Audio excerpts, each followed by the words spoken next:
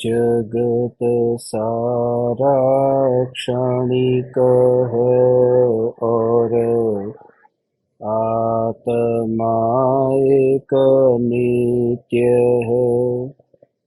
आत्मा का अनुभव बस एकमात्र नित्य है।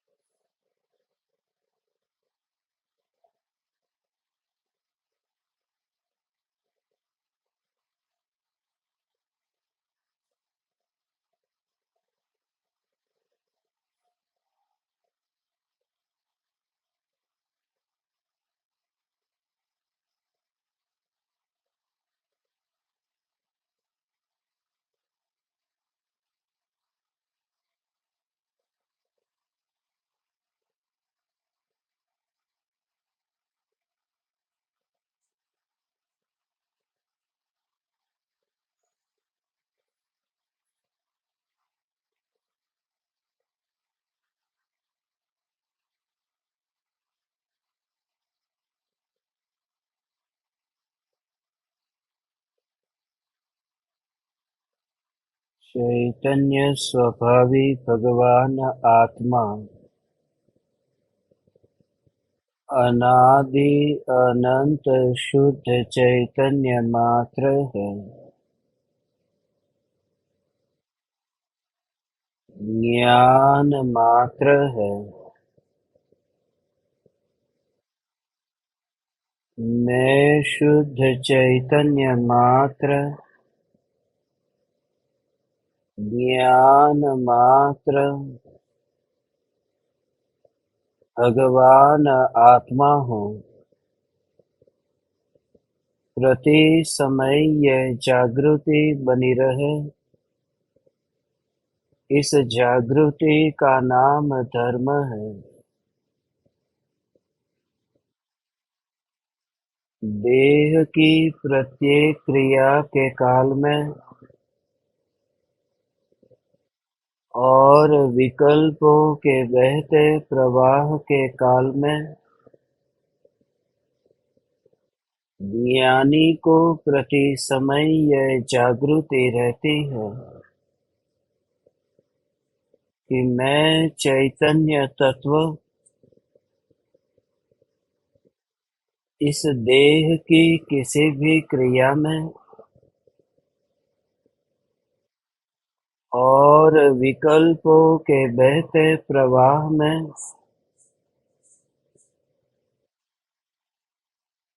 कहीं भी मिला नहीं हूँ। ऐसा शुद्ध चैतन्य तत्व मैं हूँ। प्रति समय स्वयं की शुद्ध चैतन्य सत्ता का बोध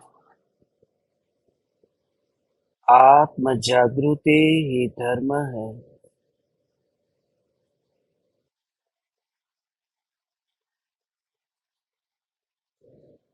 चैतन्य तत्व की स्व-संवेदन प्रत्यक्ष निर्विकल्प अनुभूति होते ही देह होने पर भी देहातीत दशा प्रकट होती है।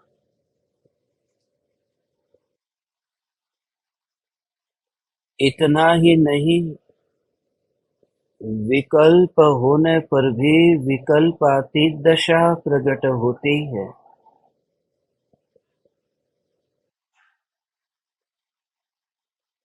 चैतन्य तत्व की निर्विकल्प अनुभूति होते ही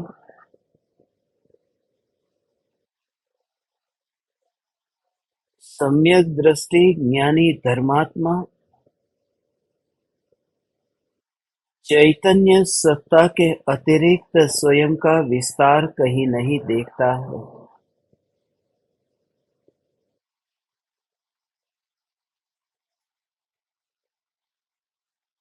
अगणित ज्ञेयों के प्रतिबिंबों से भी जो ज्ञान की अवस्था मलिन नहीं हुई, क्योंकि उस ज्ञान की अवस्था में अगणित ज्ञेयों की स्पर्शना भी नहीं हुई है। ज्ञान की अवस्था में अगणित ज्ञेयों का रूप किंचित भी नहीं है। ज्ञान की अवस्था में यह ज्ञान का ही रूप है। ये ज्ञान की अवस्था में जो परिणमन है वह ज्ञान का ही है। तो बार बार ये विचार करो, बार बार ये चिंतन करो कि ये ज्ञान की अवस्था में जो परिणमन है वह तो ज्ञान का ही है, ज्ञेय है ही नहीं। यह जो जानने में आ रहा है यह तो ज्ञान है, जगत है ही नहीं। यह जो जानने में आ रहा है यह तो ज्ञान है, जगत है ही नहीं। मगर ऐसा विचार करना, ऐसा चिंतन करना, ऐसा ध्यान का अभ्यास करना, ये तो मिथ्यात्व को पुष्ट करने जैसी बात है। इसलिए क्योंकि ज्ञान में ज्ञान ही जानने में आ रहा है, ये जो जानने में आ रहा है ये ज्ञान है। ये जो जानने में आ रहा है ये ज्ञान है। क्या इस प्रकार से ध्यान करने से आत्मा प्राप्त होगा? क्योंकि ये जो जानने में आ रहा है यह ज्ञान है।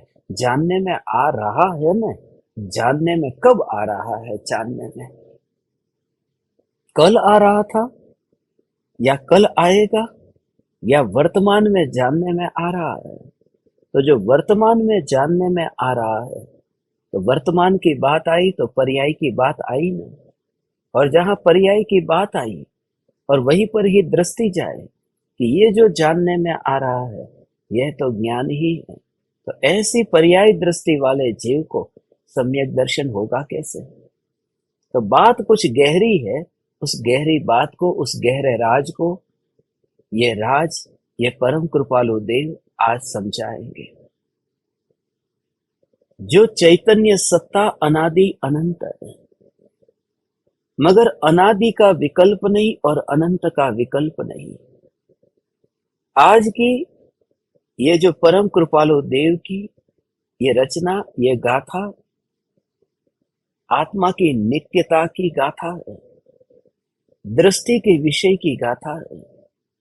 और विराट दृष्टि से ये ध्रुव चैतन्य सत्ता को इतनी सूक्ष्मता से एक एक शब्द को परम कृपालु देव ने यहाँ जो समझाया है, कहां से कहां जाना और कहां से कहां जाकर के फिर अंतर में आना, बहुत सूक्ष्म बात है। पहले हम परम कृपालु देव के शब्दों को पढ़ते हैं, उन शब्दों के क्रम को समझते हैं, उन शब्दों में जो शब्द के अर्थ है उन्हें समझते हैं, और फिर उसके भावार्थ को समझते हैं, फिर और अंत में उसके गूढ़ार्थ को समझते हैं। हे परम कृपालु देव, आपके द्वारा ये जो 101 नंबर की गाथा है आज,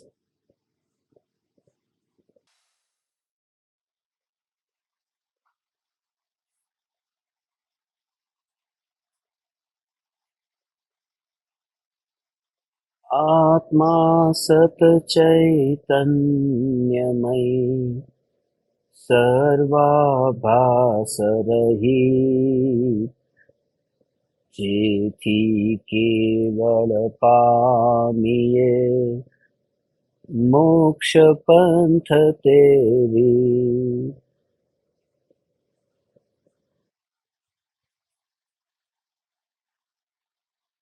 आत्मा त्रिकाल सत्ता स्वरूप चैतन्य से परिपूर्ण एवं सर्व मिथ्याभास रहित है, जिससे ऐसे शुद्ध आत्मा की प्राप्ति होती है वह मोक्ष का मार्ग है।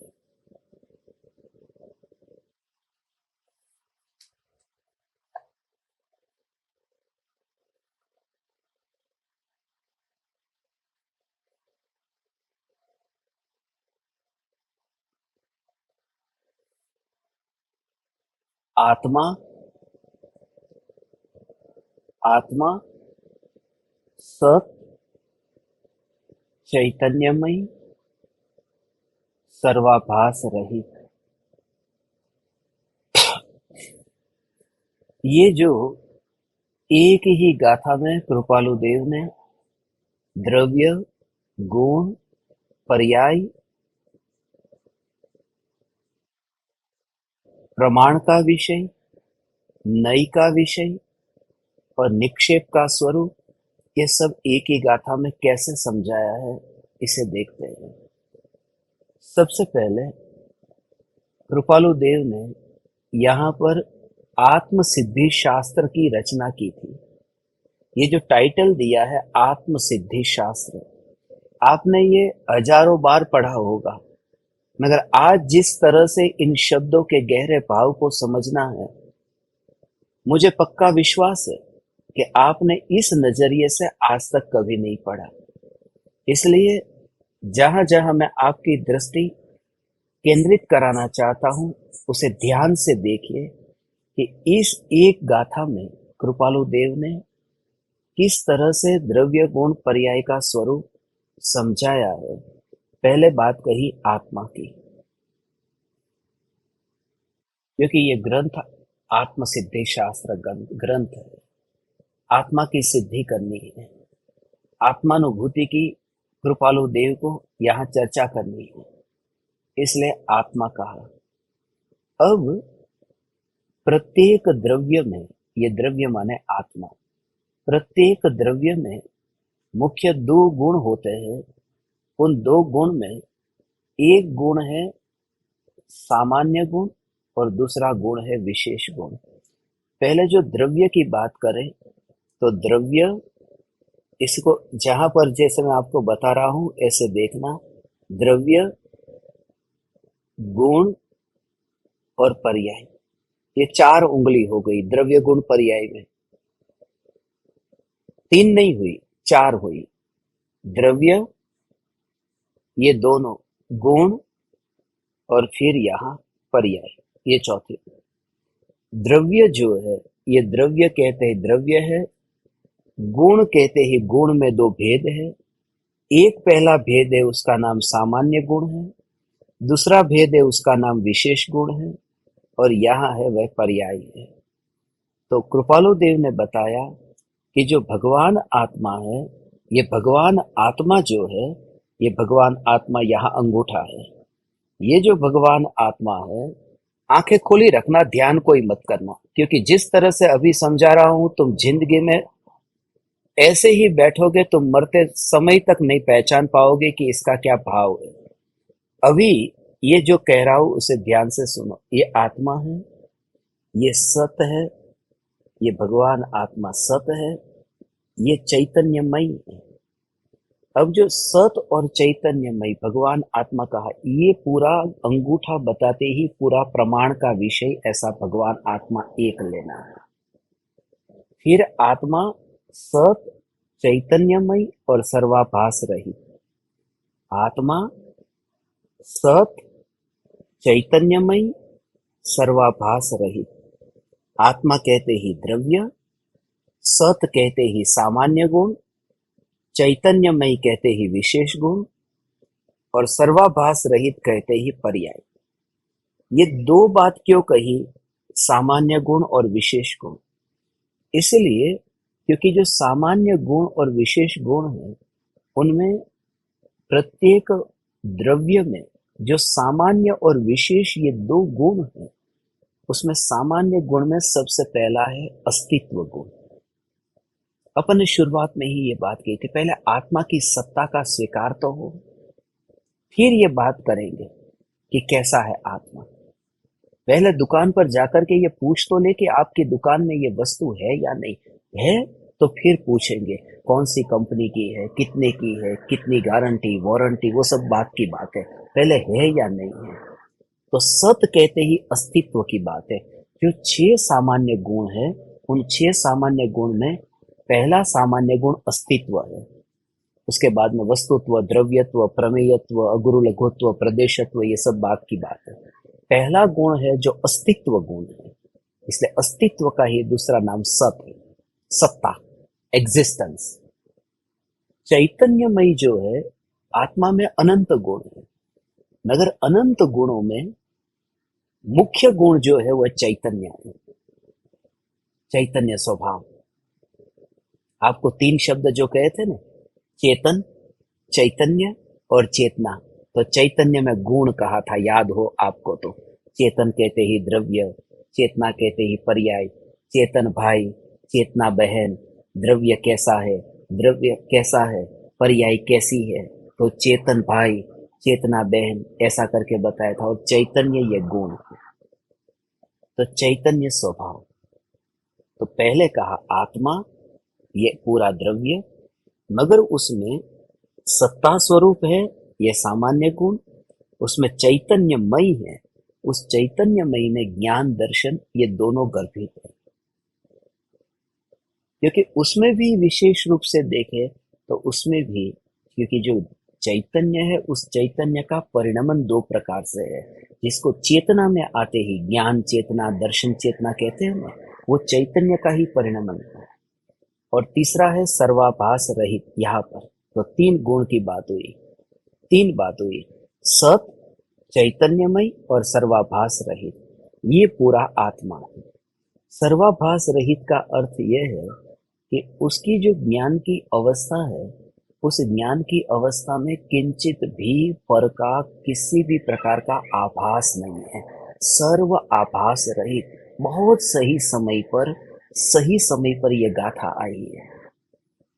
मैं आपको वादा करता हूं, यदि ध्यान से आप सुनेंगे तो इस सत्संग के पूरे होने से पहले आप इस बात को समझ जाएंगे कि जो निर्विकल्प अनुभूति में भगवान आत्मा है, हमें जो द्वंद्व होता है, हमें जो द्विधा होती है कि ध्यान में वो ध्रुव आता है कि ध्यान में पर्याय आती है, आनंद पर्याय में होता है, तो ध्रुव का ध्यान कौन करता है?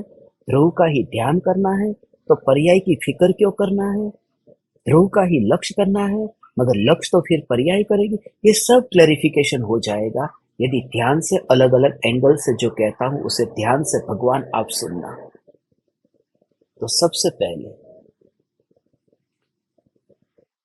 ये जो चार बात बताई है, इन चारों को इधर एक शब्द में, चारों को एक ही शब्द में, उसे कहते हैं कि ये सारा का सारा जिसमें गर्भित हो जाता है वह प्रमाण का विषय है।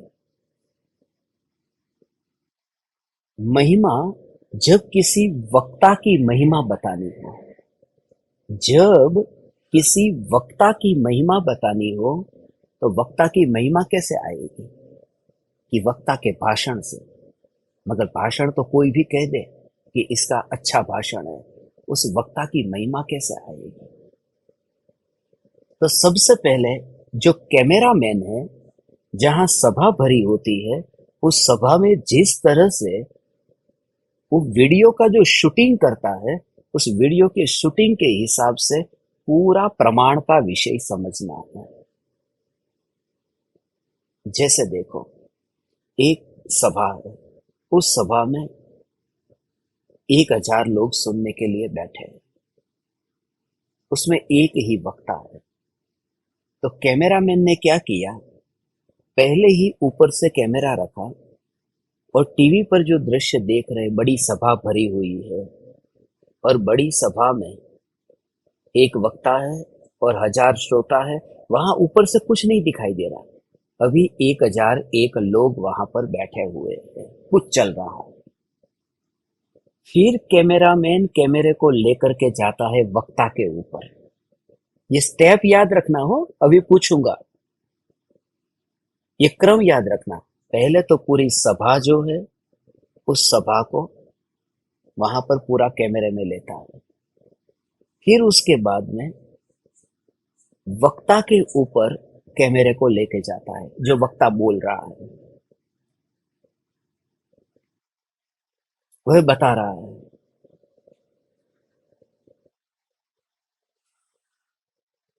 कि भारत देश का अब विकास करना है, उसके लिए भारत देश की एकता चाहिए,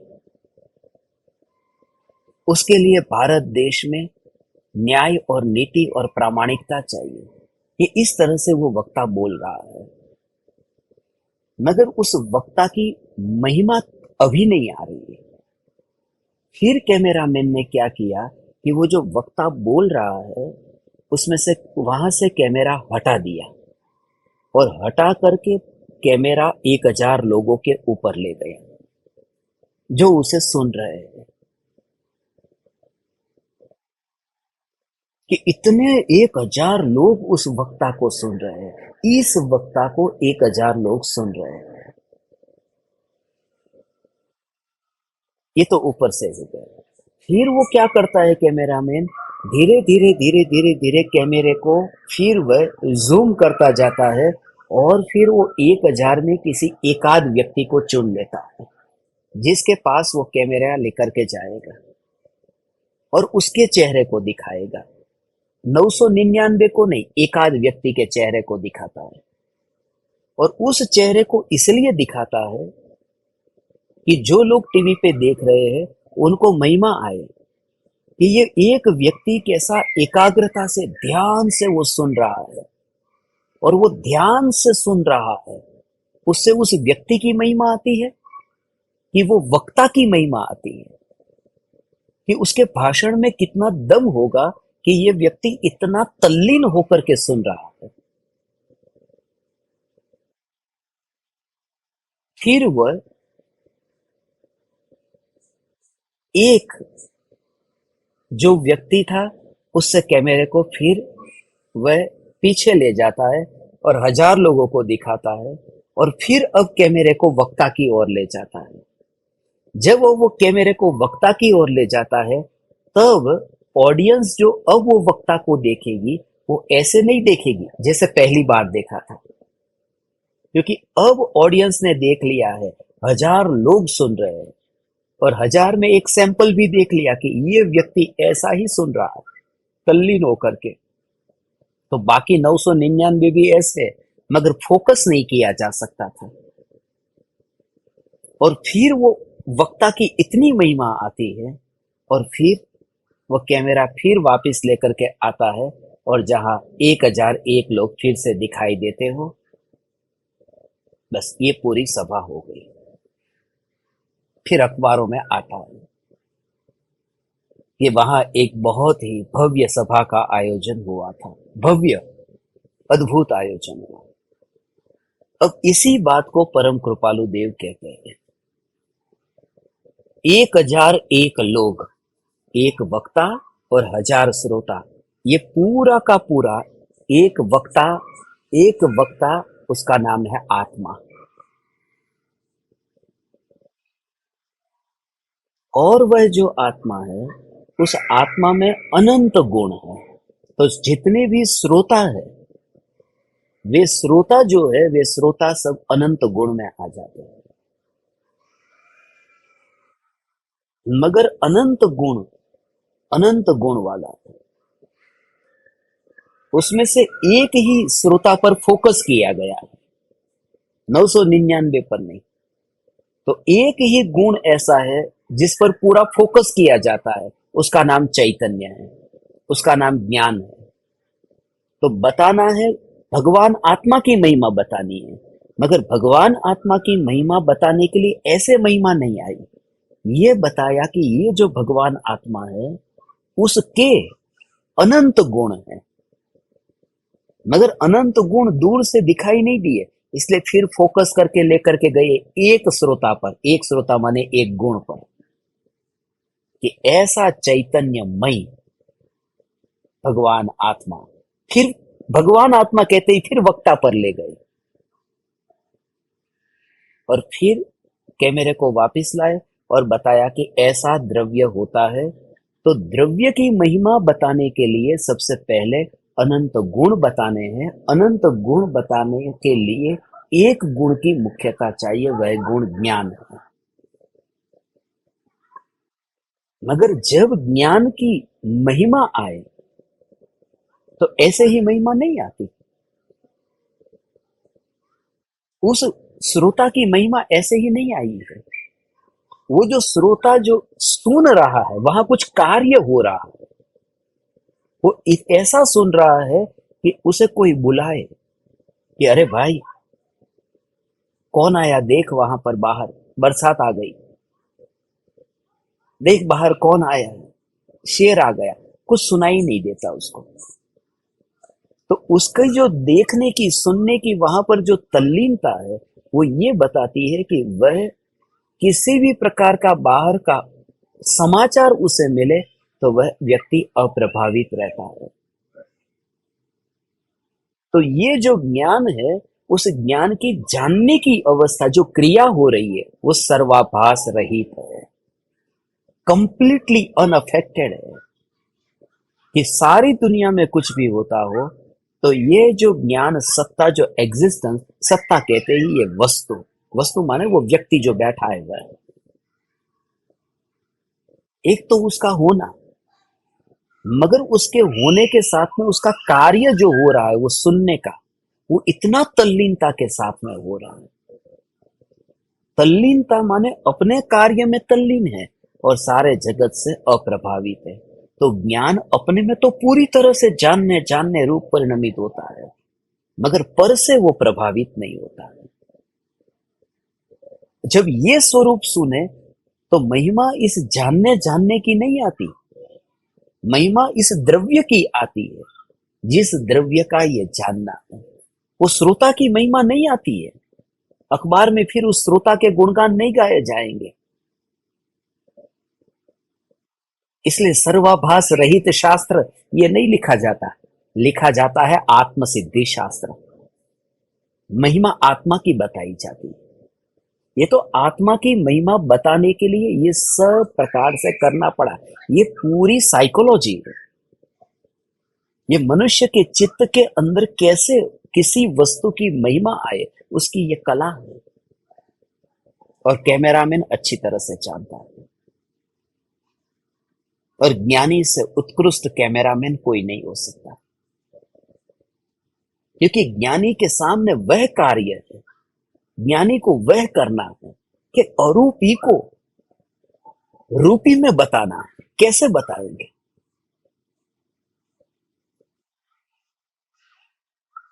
रूपी माने वाणी। ये वाणी रूपी है क्योंकि जड़ है। रूपी माने शब्द, शास्त्र, शास्त्र जड़ है। इसलिए ज्ञानी उत्कृष्ट में उत्कृष्ट साइकोलॉजिस्ट है।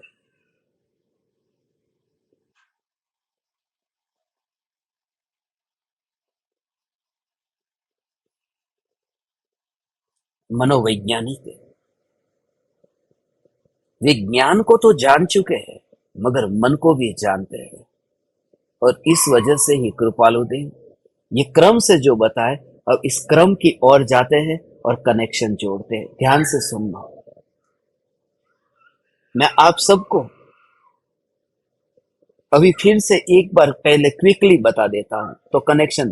पहले कैमरामैन क्या करता है, 1001 लोगों को कैमरे में वहां पर दिखाएगा, एक वक्ता 1000 श्रोता। फिर वो लेकर के जाएगा अकेला वक्ता पर, फिर वो लेकर के आएगा 1000 श्रोता पर, वो 1000 श्रोता में फिर वो लेकर के आएगा किसी एक व्यक्ति पर जो बैठा है। फिर उस एक व्यक्ति पर भी वो ये बताएगा कि वो कैसे सुन रहा है, उसका बैठने का, जैसे वो श्रोता ऐसा बैठ करके सुनता है।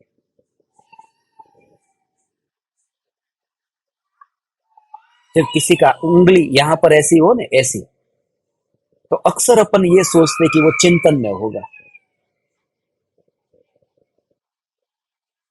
मुझे अक्सर लगता है ज्ञान दीपक जब ऐसे बैठते हैं तो कि एक आध कोई श्रोता जिसको चुनना है उसमें इसको ही चुन लेता हूं। मैं बाद में ऑडियंस को देखता हूं तो विचार करता हूं कि कौन से श्रोता का वीडियो मुझे हाईलाइट करना चाहिए। कल के सत्संग में मैंने हाईलाइट करने के लिए किया है, कल का वीडियो तैयार हो गया है। मैं आपको वचन देता हूं, कल सुबह मैं आपको भेजूंगा। 10 बजे से पहले ही आपके पास में कल वाला वीडियो भेजूंगा, प्रॉमिस करता हूं, कहीं से भी।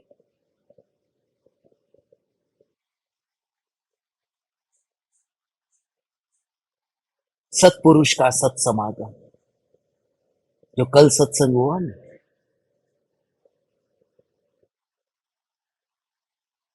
तो एक श्रोता बैठा है, उसका वीडियो दिखाया, और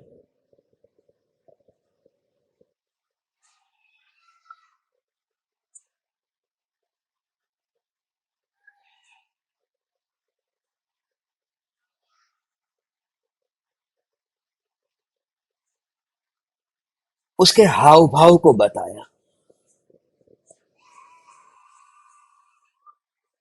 फिर वह कैमरा वहां से हटाया।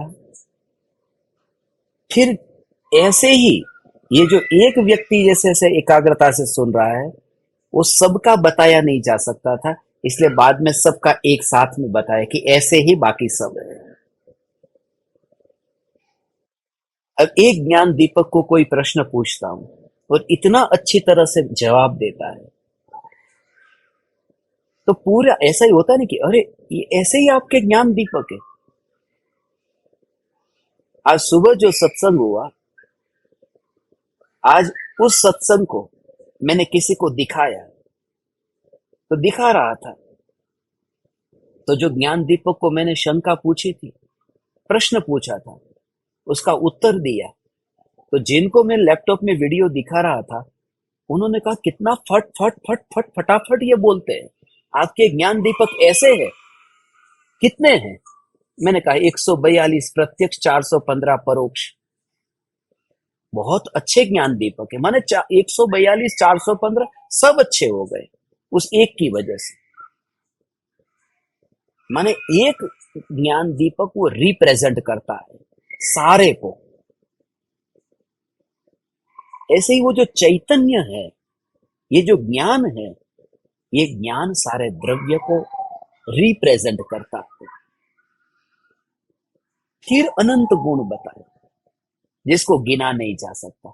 जब वह कैमरामैन, जब वो 1,000 की भीड़ को बताता है, 999 को नहीं, 1,000 की भीड़ को बताता है, तो 1,000 की भीड़ को जब वह बताता है, तो वो उस समय तुम गिनती करने मत बैठना।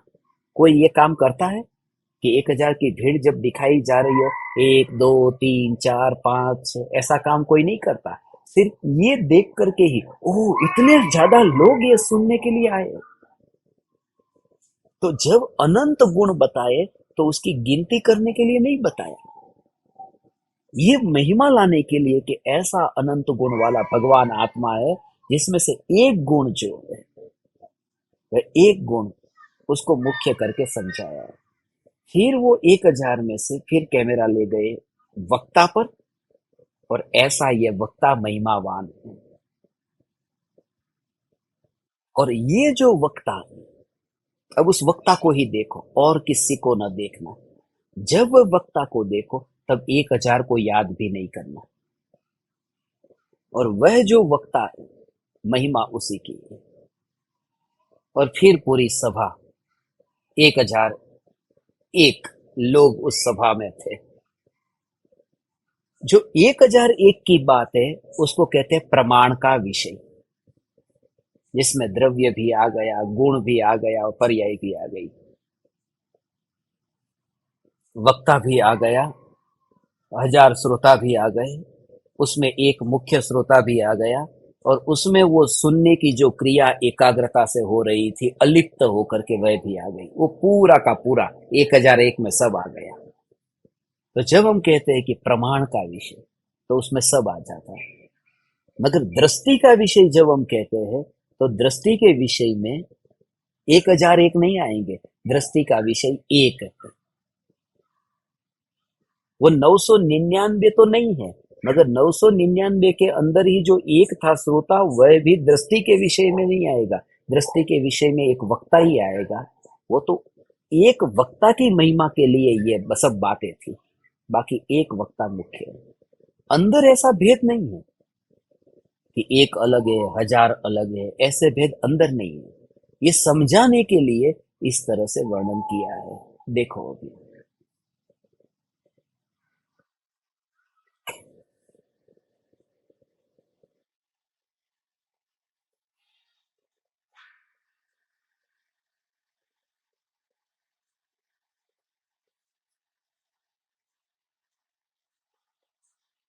आत्मा, आत्मा, सत चैतन्यमय। ये सत चैतन्यमय, ये दो बात जो है वो श्रोता की ही बात है। ये आत्मा कहते ही वक्ता, सत चैतन्यमय कहते ही श्रोता। उसमें दो टाइप के श्रोता है, एक तो सामान्य रूप से और कुछ विशेष श्रोता है।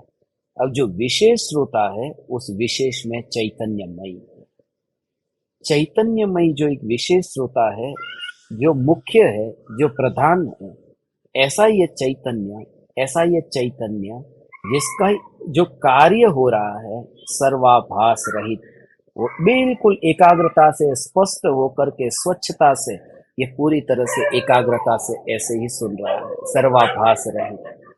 तो ये सर्वाभास रहित कहते ही, चैतन्यमय कहते ही, सत कहते ही, ये महिमा जो बताई है वो महिमा आत्मा की ही बताई है। महिमा आत्मा की है, महिमा आत्मा की है, और किसी की महिमा नहीं है। ये आत्मा की महिमा के लिए ये सारी सत चैतन्यमयी सर्वाभास रहित ये बताया है।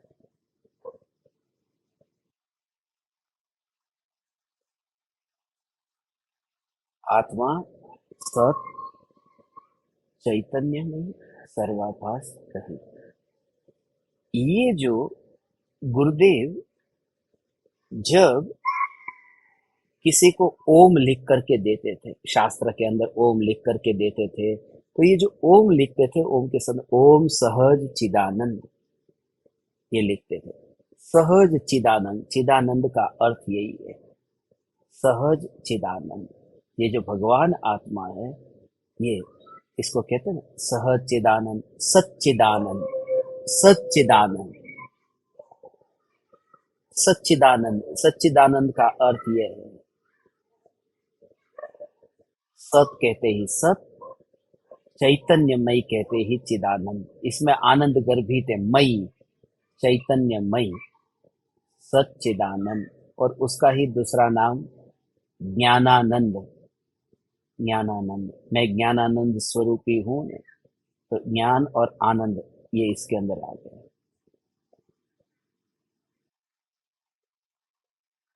सर्वाभास रहित, समस्त प्रकार के आभास से रहित, ऐसा जो भगवान आत्मा है, ये भगवान आत्मा का स्वरूप। ये पूरी अनुभूति की बात इसलिए है क्योंकि शिष्य को मोक्ष का मार्ग बताना है, और मोक्ष का मार्ग बताने के लिए ये बहुत जरूरी है। हे ज्ञान दीपक, इस आत्मा को अब प्रैक्टिकल कैसे समझते हैं?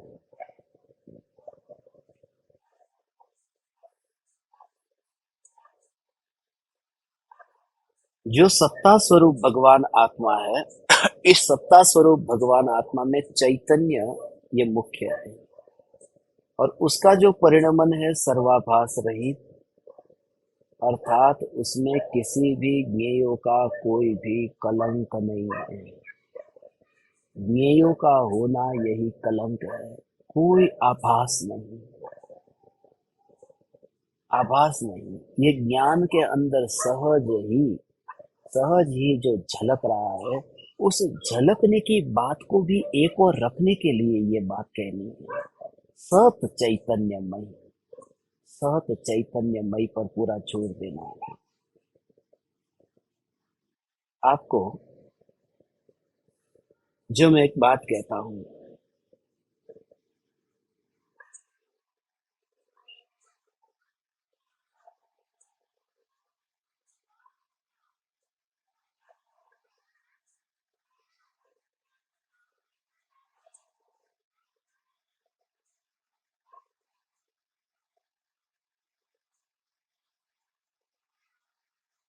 दर्पण जैसे है, और दर्पण में जो प्रतिबिंब पड़ता है, ये सवाल आपको पूछूंगा अभी, ये थोड़ा ट्रिकी क्वेश्चन है, इसलिए सोच विचार करके जवाब देना। ये दर्पण है, दर्पण में सामने जो पदार्थ है वो दर्पण में प्रतिबिंबित होता है, बात सही या गलत?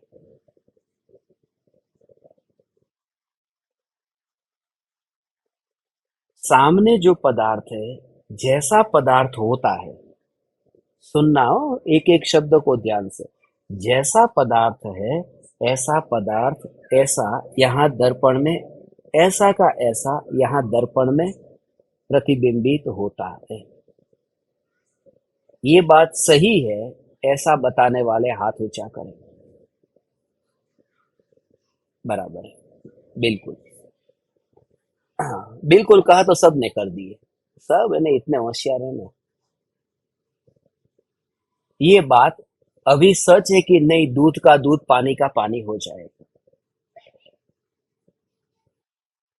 यहाँ दर्पण है, यहाँ गिलास है, तो जैसा गिलास है ऐसा ही दर्पण में प्रतिबिंब पड़ता है। ये बात सही है कि गलत है? सही है वाले हाथ ऊंचा करें। बस, ये ईमानदार लोग हैं, ये डरते नहीं है, ये हिम्मतवान है, हिम्मत वाले लोग हैं। जवाब देना है तो दूध और दही में ऐसा मत करो। ऐसा प्रतिबिंबित होता है या नहीं होता? नहीं होता है ऐसा कहने वाले हाथ ऊंचा करो, और होता है ऐसा कहने वाले करो। बस, तो ऐसा प्रतिबिंबित होता है, ये बात झूठी है। उसका कारण, उसका कारण तुम खुद कहोगे ये तो हमने कभी जिंदगी में सोचा ही नहीं था। सामने समय सार लिखा है। क्या लिखा है? समय सार। तो यहां दर्पण होगा, तो दर्पण में समय सार का जो प्रतिबिंब पड़ेगा, वो जैसा वहां है ऐसा प्रतिबिंब पड़ेगा कि उल्टा पड़ेगा? उल्टा पड़ेगा। तो फिर काय को बोल रहे हो वो जैसा है ऐसा यहां प्रतिबिंबित होता है? ये तो उल्टा प्रतिबिंबित होता है ना।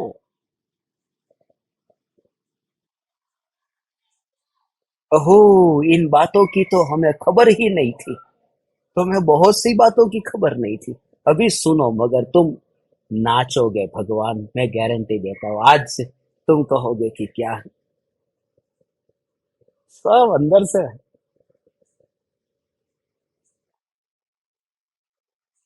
दर्पण में पदार्थ, मगर ये तो अक्षर की बात हुई। गिलास यदि होगा तो गिलास जैसा है ऐसा प्रतिबिंबित होगा।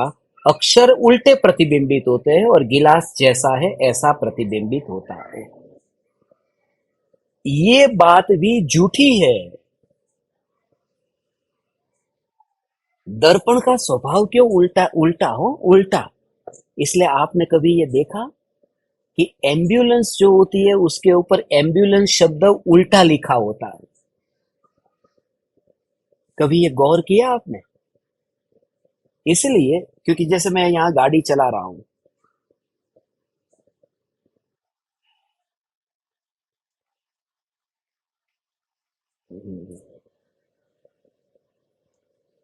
मैं,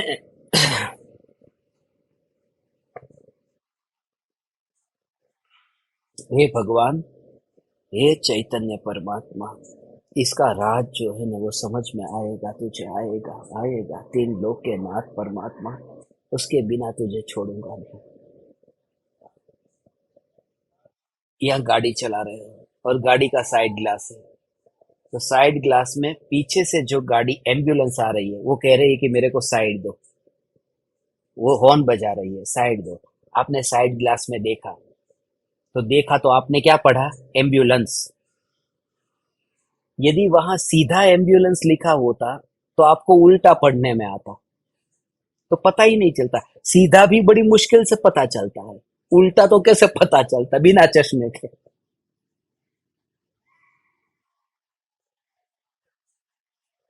तो सरकार जो है ना,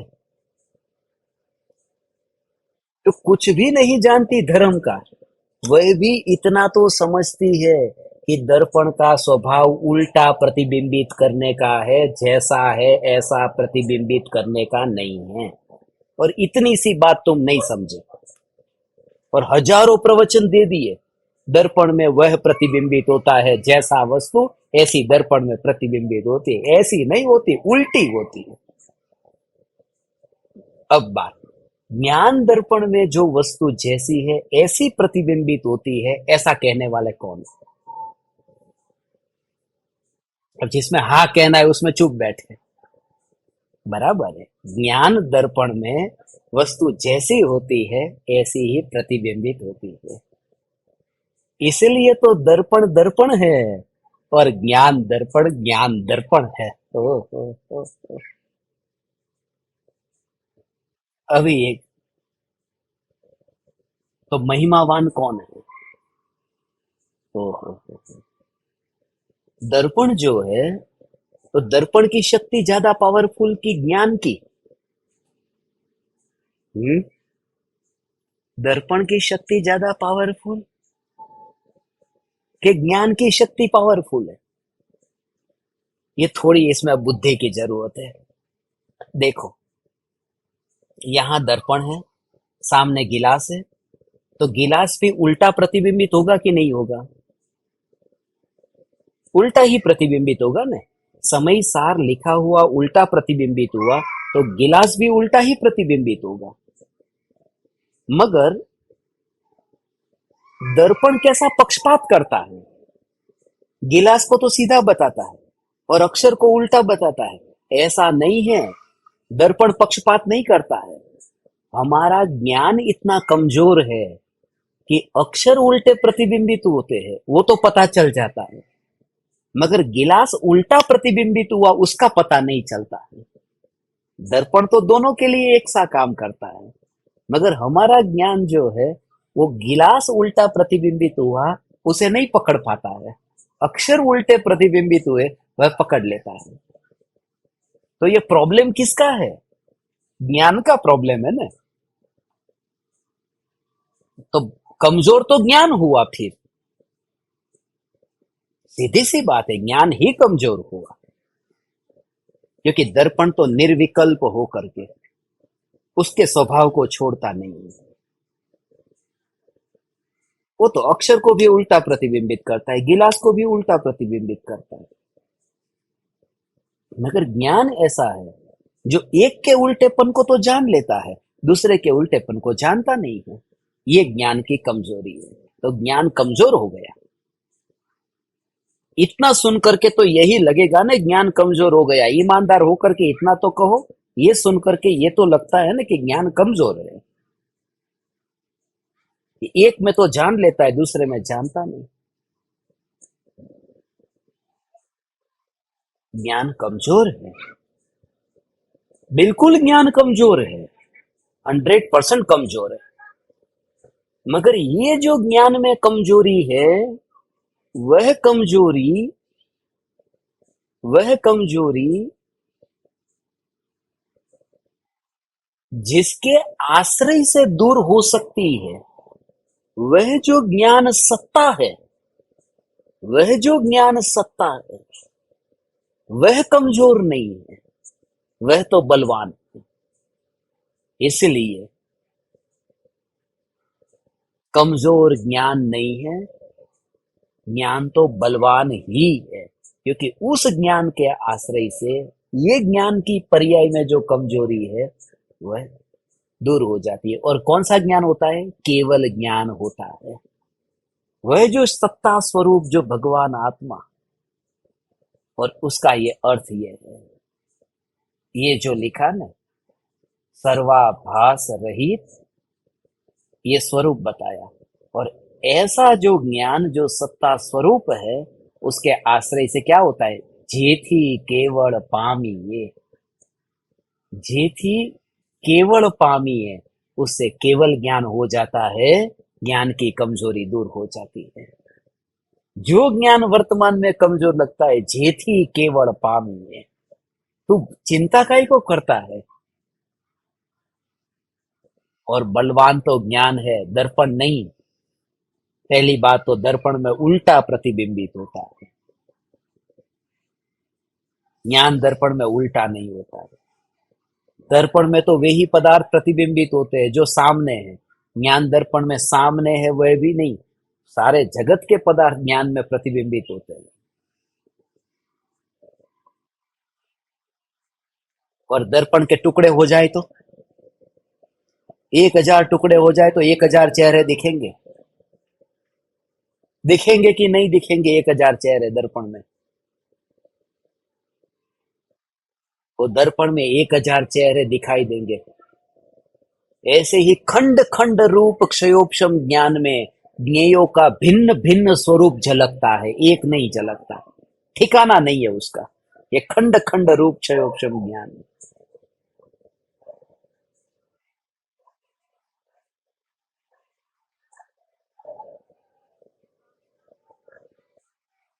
जेथी केवल पामिए, इससे केवल ज्ञान की प्राप्ति होगी।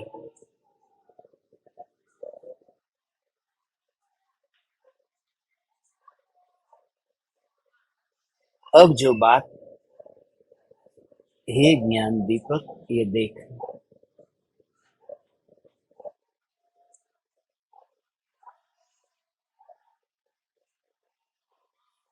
जेथी केवल पामिए, मोक्ष पंथ पे रीत। यही मोक्ष का पंथ है, यही विधि है, यही मार्ग है। आत्मा सत चैतन्यमय, आत्मा सत चैतन्यमय, ओ हो। आत्मा, आत्मा है, आत्मा स्वयं भगवान है। आत्मा है, आत्मा भगवान है, और आत्मा चैतन्य है। ये भगवत्ता है, सत्ता है ना। पूछते हैं ना भगवान है कि हाँ भगवान है। कैसा है भगवान? चैतन्यमय है। ये एबीसीडी जिसको नहीं आती है उसके लिए ये एबीसीडी तैयार की है। आपको एबीसीडी सिखाने के लिए कल का ये सत्संग जो है ना, ऐसे तैयार होने वाला है। ये ए for atma, B for Bhagwan, और सी फॉर चैतन्य। ये सफेद चौक से काले बोर्ड के ऊपर लिखा हो तो ऐसे लिखा जाता है। उसमें जो सफेदी है, वो सफेदी वो सफेदी जो है वो चौक की है, और वो ब्लैक बोर्ड के ऊपर कहीं पर भी मिली हुई नहीं है। A for atma, B for Bhagwan, और C for Chaitanya. A for apple, B for banana, C for chiku. वो कल मैंने भूल से बोल दिया क्योंकि दोपहर में भूख लगी थी। अभी थोड़ी रात्रि भोजन का त्याग है, इसलिए ए फॉर आत्मा, बी फॉर भगवान, सी फॉर चैतन्य, ये रखेंगे तो अच्छा रहेगा। ऐसी पूरी एबीसीडी तैयार की है हो, पूरी एबीसीडी तैयार की है। डी फॉर दृष्टा, ई फॉर एक, ऐसा करके पूरी एबीसीडी आपको भेजूंगा, जिसको एबीसीडी सीखनी हो आत्मा की।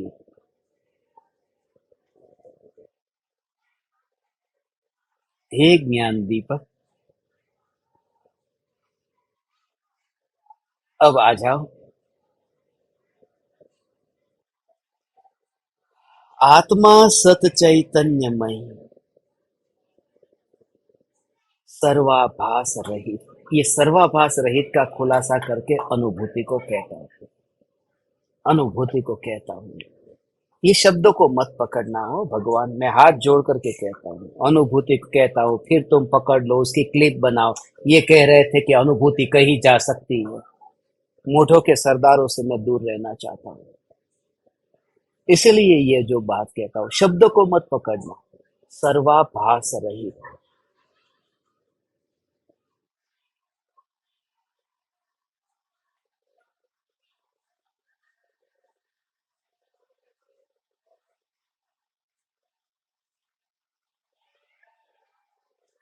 हे चैतन्य परमात्मा, जो भी ज्ञेय ज्ञान में झलके, ये झलकने वाली जो दृष्टि का जोर है ना, ये पहले मिटाना होगा भगवान, नहीं तो ध्रुवता पर दृष्टि नहीं जाएगी। कैसा भाव है इसका, है? हो। उसका कनेक्शन दूसरे के साथ में जोड़ेगा, तो उस वस्तु के अंदर जो स्वभाव भरा पड़ा है, उस स्वभाव पर दृष्टि नहीं जाएगी। ये रसगुल्ला है, ये किसके लिए बनाया है? ये मेहमान के लिए रसगुल्ला बनाया है। ये किसके लिए बनाया है? ये रसगुल्ला मेहमान के लिए बनाया है। यदि ऐसा विचार यदि उस समय तुझे आएगा, तो रसगुल्ले के साथ में तूने उस मेहमान को जोड़ा है, तो क्या होगा कि रसगुल्ले में जो उसके स्वभाव की गहराई में जाना था, वो नहीं जा पाएगा। उसके स्वभाव की गहराई में तू गया, दूर गया, जाना था अंदर।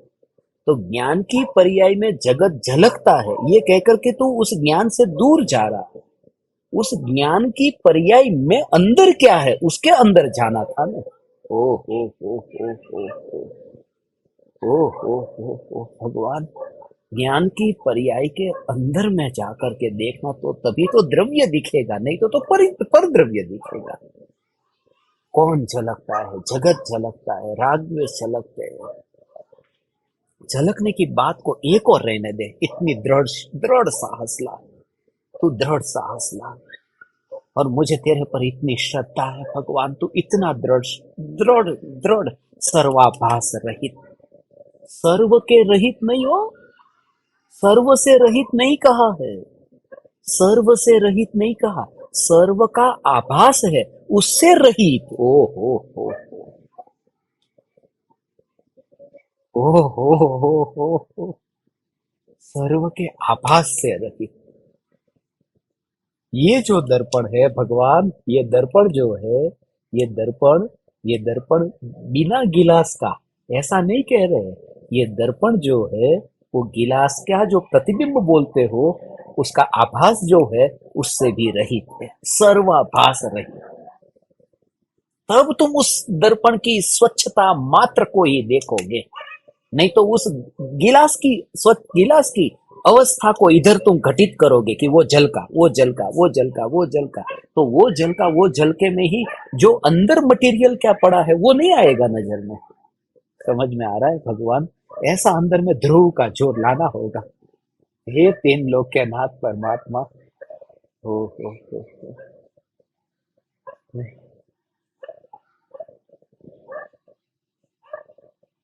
तो तत्व विचार, जिस समय जीव को अनुभूति होती है और तुझे होगी, तब तो इतना मस्त हो जाए। ये मस्ती, ये मस्ती, ओ हो। ऐसा ध्रुव ध्रुव ध्रुव ध्रुव ध्रुव ध्रुव ध्रुव ध्रुव ध्रुव ध्रुव, नहीं तो हे चैतन्य परमात्मा, हे चैतन्य चैतन्य चैतन्य चैतन्य परमात्मा, ज्ञान की अवस्था के अंदर गया, अंदर गया, अंदर गया, तो ज्ञान सत्ता दिखी। तभी तो पर्याय में द्रव्य दिखाई दिया, नहीं तो पर पदार्थों का प्रतिबिंब प्रतिबिंब प्रतिबिंब, यही विकल्पों में अंदर में डुबकी नहीं लगती थी भगवान। इसलिए दृढ़ता ला दे तू, ऐसी दृढ़ता ला भगवान, ऐसी अंतर में पूरा जाना है ना। हो। वो जो आज चतुर्दशी है ना, कि पूर्णिमा है, आज चतुर्दशी है, चतुर्दशी है ना। अपना तो रात्रि का ध्यान का प्रयोग भी करना था ना, कर लो, इधर ही कर लो। चतुर्दशी है, चतुर्दशी है, चतुर्दशी का चांद। मैं जो भगवान आपसे कहता हूँ ना, प्रैक्टिकल देखो। चतुर्दशी का चांद जिस सागर की लहरों के ऊपर जो प्रतिबिंबित हो रहा है, तो तुम ये विचार मत करना कि यहाँ चांद है। तो क्या विचार करना? चांद का प्रतिबिंब है, चांद का प्रतिबिंब है, चांद का प्रतिबिंब है।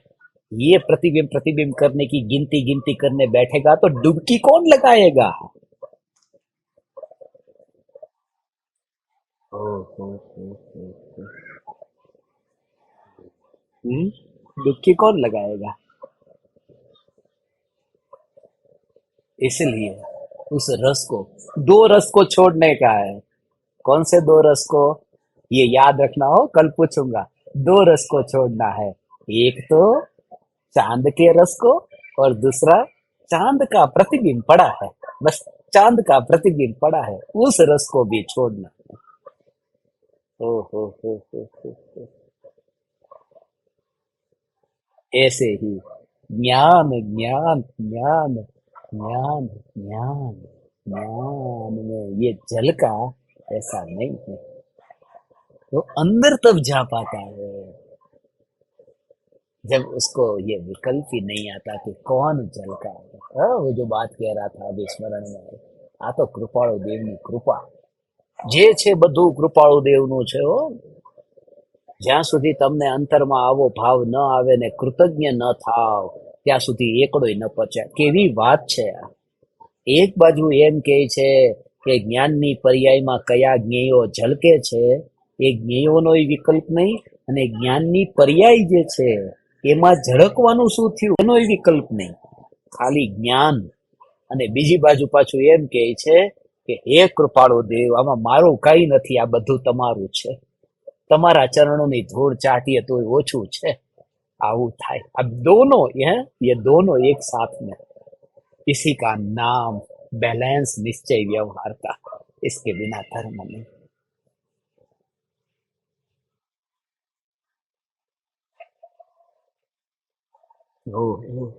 ऐसा ही ये मेजरमेंट है। जितनी जितनी अंतर में डुबकी लगती जाती है उतना उतना उसके पड़ोस में पूर्वकृत कर्म के उदय ऐसे आते हैं। ओ पूर्वकृत कर्म के उदय आते हैं, अंतर में डुबकी लगती है, पूर्वकृत कर्म के उदय आते हैं। जो ये बोल जाते हैं अहो अहो श्री सदगुरु करुणा सिंधु अपार, ऐसा वो पूर्वकृत कर्म उदय में आकर के बोल जाते हैं, और वो बोलेंगे ही बोलेंगे, ये भी नियम है।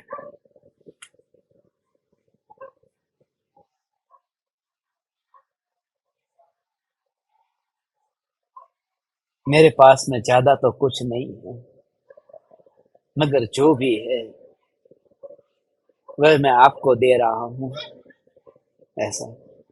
और जाते टाइम पे अब खत्म हो रहा हूं मैं, तो खत्म होते होते जितना भी है, जो सबसे मेरा प्रिय है, सबसे मेरा प्रीतिकर है, उसी को ही दे करके जा रहा हूं, ऐसा।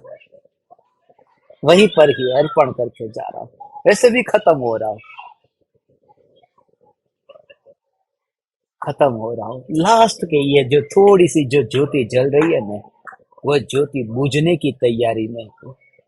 थोड़ी सी ज्योति हो, और वो बुझते बुझते कहाँ बुझ रही है, भगवान के मंदिर में बुझ जाए, बस उसकी सार्थकता है। ये ज्योति का मतलब क्या मालूम है? ज्योति का मतलब है कि विकल्प इतने मंद हो जाते हैं ज्ञानी के कि अब वो अनंत काल के लिए विकल्प से छूट जाएंगे। तो ज्योति इतनी इतनी मंद हो गई है कि कृपालु देव के चरणों में ही बुझे, माने अंतिम विकल्प ये आए, अहो अहो श्री सदगुरु करुणा सिंधु अपार, आप आमर पर प्रभु करो अहो अहो उपकार, और ज्योति बुझ गई। अंतिम इसलिए जितनी भी ज्योति बची है, बस अंत में कृपालु देव को ज्योति माने ये, बस इतने विकल्प। और ज्योति किससे कि तेल अंदर जितना है इतनी ज्योति जलेगी, इतना उदय है उतने विकल्प आएंगे, बस। सबसे प्रीतिकर, सबसे महिमावान, हो ऐसे परम कृपालु देव की भक्ति। हो।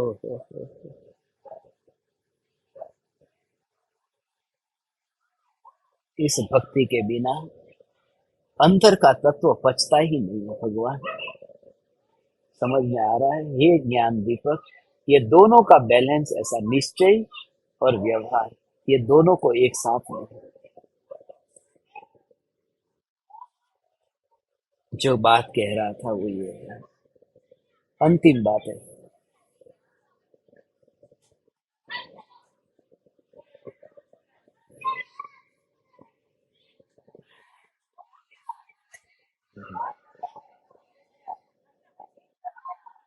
ओ ज्ञान ज्ञान ज्ञान ज्ञान, उस ज्ञान में ही ऐसा स्वरूप है भगवान। ओ हो। ज्ञान ज्ञान ज्ञान ज्ञान ज्ञान ज्ञान, जो ज्ञान की अवस्था है उसमें जो ज्ञेयों का रूप प्रतिबिंबित हुआ है, झलका है, ये यदि भाव आया तो क्या होगा? तो दो भेद खड़े होंगे। यहाँ जल का है और वह जल का है, यहाँ जल का वह जल का, तो संबंध खड़ा होगा। ज्ञान का ज्ञेय के साथ में संबंध खड़ा हो जाएगा। और अनुभूति जब होती है तब अनुभूति तो संबंधों से मुक्त होती है, वहां संबंध नहीं है। इसलिए वहां ज्ञान ज्ञेय और ज्ञाता का विकल्प छूट जाता है। वो तभी छूट सकता है यदि जब तक ये कीड़ा अंदर में भरा भरा रहेगा, वो ये कीड़ा रहेगा कि ज्ञान में जगत जानने में आ रहा है, ये ज्ञान में जगत जानने में आ रहा है, तो तू जगत के अंदर रस ले रहा है भगवान। जगत जगत जगत, ज्ञान में जगत जानने में नहीं आता, जगत जानने में नहीं आता। तो जगत जानने में नहीं आता तो सारा जगत जानने में आए उसका नाम तो केवल ज्ञान है। तो केवल ज्ञान वाली बात झूठी है। केवल ज्ञान की व्याख्या सारा जगत जानने में आए वह है ही नहीं। वो है, वो तो व्यवहार खड़ा किया है कि सारा जगत केवल ज्ञान में जानने में आता है। इसलिए कहते हैं ना, केवली भगवान निश्चय से अपने को जानते हैं और व्यवहार से लोकालोक को जानते हैं। व्यवहार का मतलब झूठा।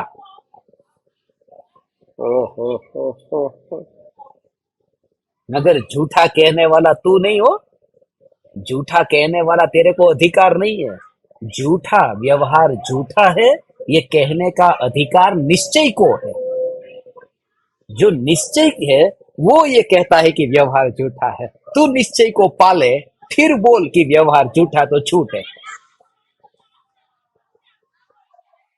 क्योंकि व्यवहार प्रतिपादक है और निश्चय निषेधक है। व्यवहार निरूपण करता है और निश्चय निषेध कर देता है। सभा में ऐसा होता है ना, एक आदमी बोलता है, ये जो सभा में विराजमान है उनके गुणगान क्या गाऊं, उनको तो पूरा गांव देश दुनिया उनकी पूजा करती है। ऐसे ऐसा प्रतिपादन किया।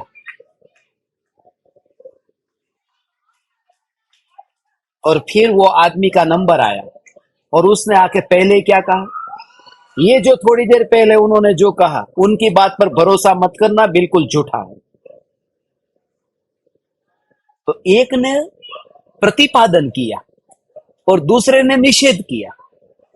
ये ऐसा है, व्यवहार प्रतिपादन करता है और निश्चय निषेध कर देता है। बोला नहीं चाहिए।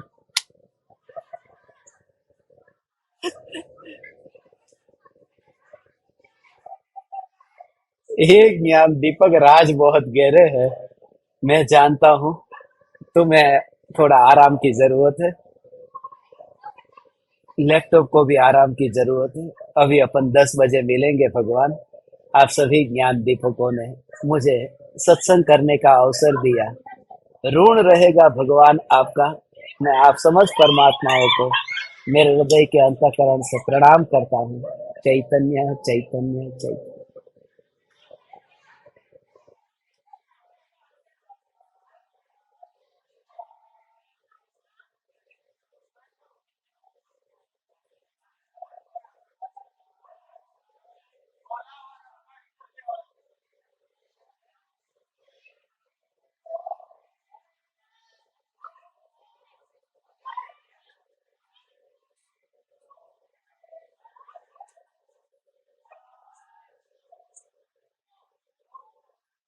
अहो अहो श्री सद्गुरु करुणा सिंधु अपार,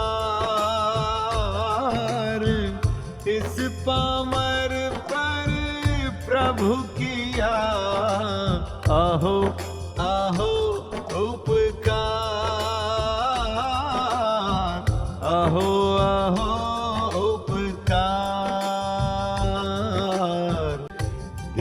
सहित जिनकी दशा वरते देहातीत, उन ज्ञानी के चरण